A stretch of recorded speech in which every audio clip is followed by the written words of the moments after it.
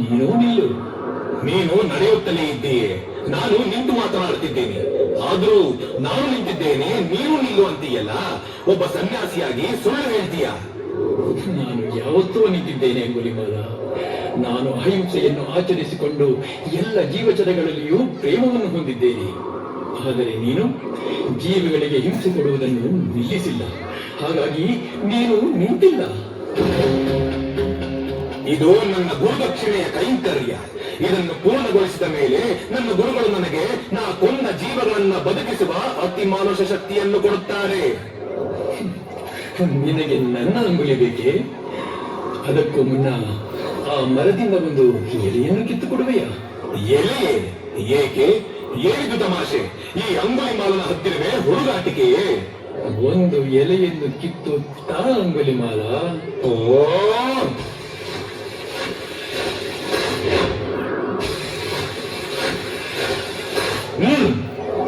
ಸರಿ, ಒಂದು ಕೆಲಸ ಮಾಡು.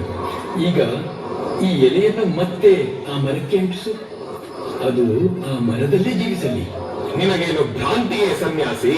ಒಂದು ಸಲ ಮರದಿಂದ ಕಿತ್ತ ಎಲೆಯನ್ನು ಮತ್ತೆ ಮರಕ್ಕೆ ಸೇರಿಸಲು ಸಾಧ್ಯವೇ? ಹಾಗಿದ್ದರೆ ನಿನದೆಂತ ಭ್ರಾಂತಿ ಅಂಗುಲಿಮಾಲ? ನೀನು ಇದುವರೆಗೂ ತೆಗೆದ ಸಾವಿರಾರು ಜೀವಗಳನ್ನು ಮತ್ತೆ ಹೇಗೆ ಬದುಕಿಸುವೆ? ನೀನು ನಡೆಸಿದ ಕ್ರೌರ್ಯ ಹಿಂಸೆಗಳನ್ನು ಹೇಗೆ ಸರಿ ಮಾಡುವೆ? ಎಂದು ಹಿಂಸೆಯ ನಿಲ್ಲಿಸುವೆ? ಎಂದು ನೀ ನಿಲ್ಲುವೆ? ಮಾತನಾಡಬೇಡ, ಮಾತನಾಡಬೇಡ. ಗುರುದಕ್ಷಿಣೆ, ಗುರುದಕ್ಷಿಣೆ 10,000 ಅಂಗುಲಿಗಳು. ನನ್ನ ಗುರುದಕ್ಷಿಣೆ ಪೂರ್ಣಗೊಳ್ಳಲು ಇನ್ನೊಂದು ಅಂಗುಲಿ ಸಾಕು. ಆ ಕೊನೆಯ ಅಂಗುಲಿಯೇ ನಿನ್ನದು ಸನ್ಯಾಸಿ. ನನ್ನನ್ನು ಕೊಲ್ಲುವೆಯಾ? ಈ ಅಹಿಂಸಾವಾದಿಯನ್ನು ಕೊಲ್ಲುವೆಯಾ?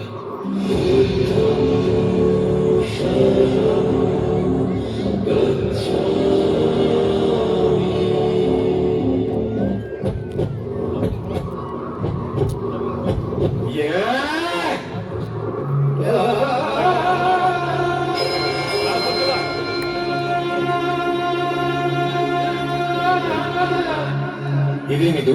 ನನ್ನಲ್ಲಿ ಒಂದು ಅದ್ಭುತ ಪರಿವರ್ತನೆ ಆಗುತ್ತಿದೆ. ನಿನ್ನ ಸ್ಪರ್ಶ ಮಾತ್ರದಿಂದ ನನ್ನ ಕ್ರೋಧ ಇಳಿದು ಹೋಗುತ್ತಿದೆ.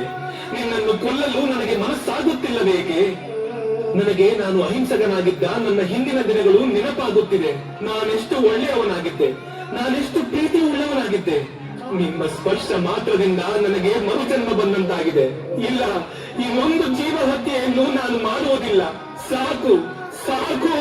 ನನ್ನನ್ನು ಶಿಷ್ಯನನ್ನಾಗಿ ಸ್ವೀಕರಿಸಿ ಗುರುದೇವ, ನನ್ನನ್ನು ಶಿಷ್ಯನನ್ನಾಗಿ ಸ್ವೀಕರಿಸಿ, ನನ್ನನ್ನು ಶಿಷ್ಯನನ್ನಾಗಿ ಸ್ವೀಕರಿಸಿ, ನನ್ನನ್ನು ಶಿಷ್ಯನನ್ನಾಗಿ ಸ್ವೀಕರಿಸಿ.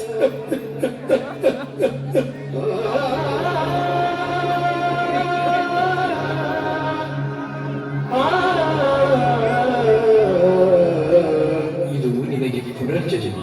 ಅಂಗುಲಿಮಾಲನೆಂಬ ನಿನ್ನೊಳಗಿನ ಹಿಂಸೆಯ ಮರಣ, ಬೌದ್ಧ ಭಿಕ್ಕುವೆಂಬ ಅಹಿಂಸಾ ರೂಪದ ಜನನ. ಅಂಗುಲಿಮಾಲನೆಂಬ ಹೆಸರಿನಿಂದ ಕುಖ್ಯಾತಿ ಪಡೆದಿರುವೆ. ಇನ್ನು ಮುಂದೆ ಅದೇ ಹೆಸರಿನಿಂದ ಪ್ರಖ್ಯಾತಿಯನ್ನು ಪಡೆಯುವೆ. ನಿನಗೆ ಮಂಗಳವಾಗಲಿ.